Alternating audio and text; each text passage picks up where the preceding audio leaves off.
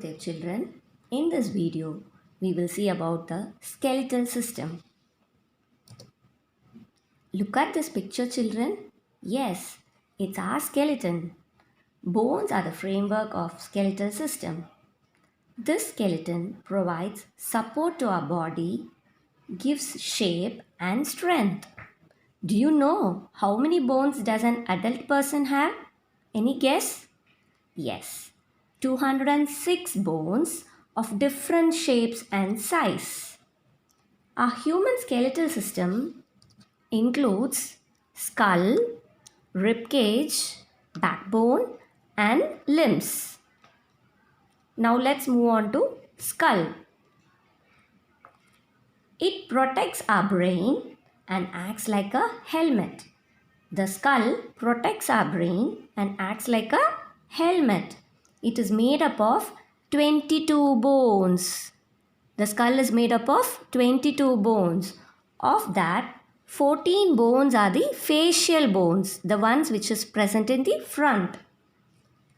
These bones are immovable except the lower jaw. All the 22 bones of that, only the lower jaw is movable. All others are immovable. Can you guess why only the lower jaw is movable? Yes, it's exactly.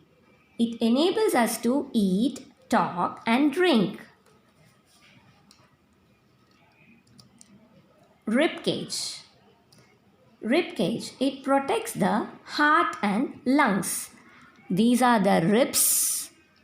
This is the breastbone and these are your backbones. So I'll explain you now. There are 12 pairs of ribs. How many pairs of ribs? 12 pairs of ribs. Of that, 10 pairs are joined to backbone and breastbone.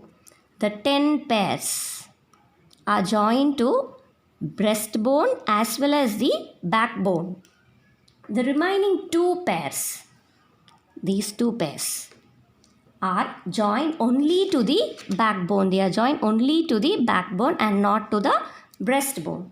So they are called as the floating bones. So they are called as the floating bones. Now we'll move on to backbones. Backbones supports and protects the spinal cord. Here we have the spinal cord and it supports and protects the spinal cord. It is made up of 33 small bones. How many bones? 33 small bones are present around the spinal cord. And this forms a strong column called the vertebral column. So this entire part is called the vertebral column. Next is your limbs. The bones that are present in arms and legs help in performing different movements. They help in performing different movements. Thigh bones here. This is the thigh bone. This is also called the femur bone. And this is the longest bone in our body.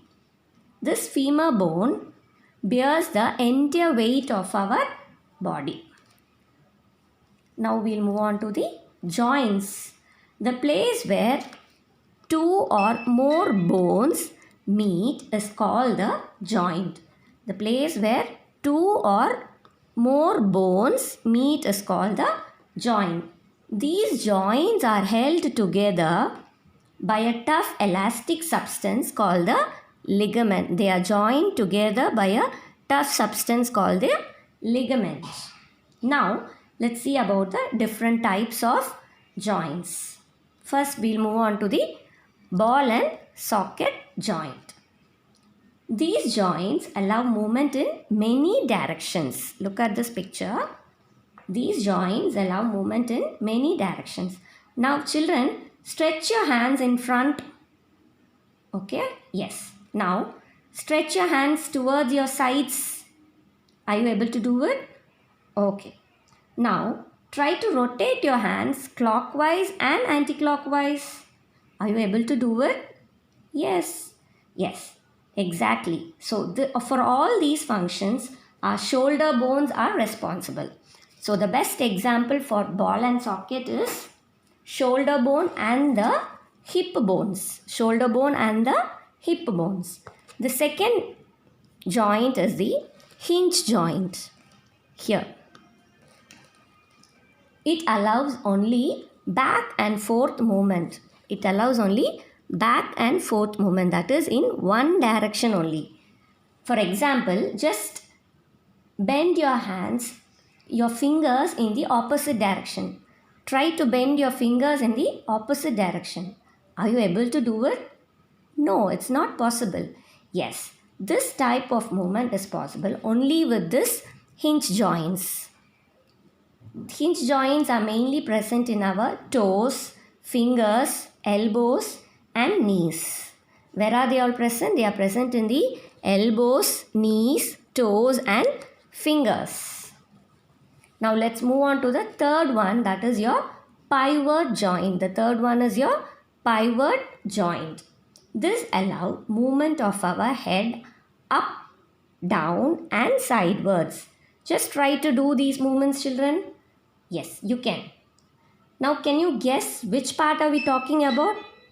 Exactly. It's our neck bone. So it is this neck bone that joins our skull and the spinal cord. So only because of that we are able to turn to your right and to your left, up and down. Now coming to the fourth one, that is your gliding joints. These joints allow bones to slide against each other in a gliding motion or in a sliding motion. It allows to slide against each other in a sliding motion. Our best example is a wrist, that is in your hand. Wrist and the ankles, where we wear the anklets. Children, in the next video, we will study about the respiratory system. Until then, eat healthy, stay healthy, and be strong like your skeleton. Jai Gurudev and thank you, children.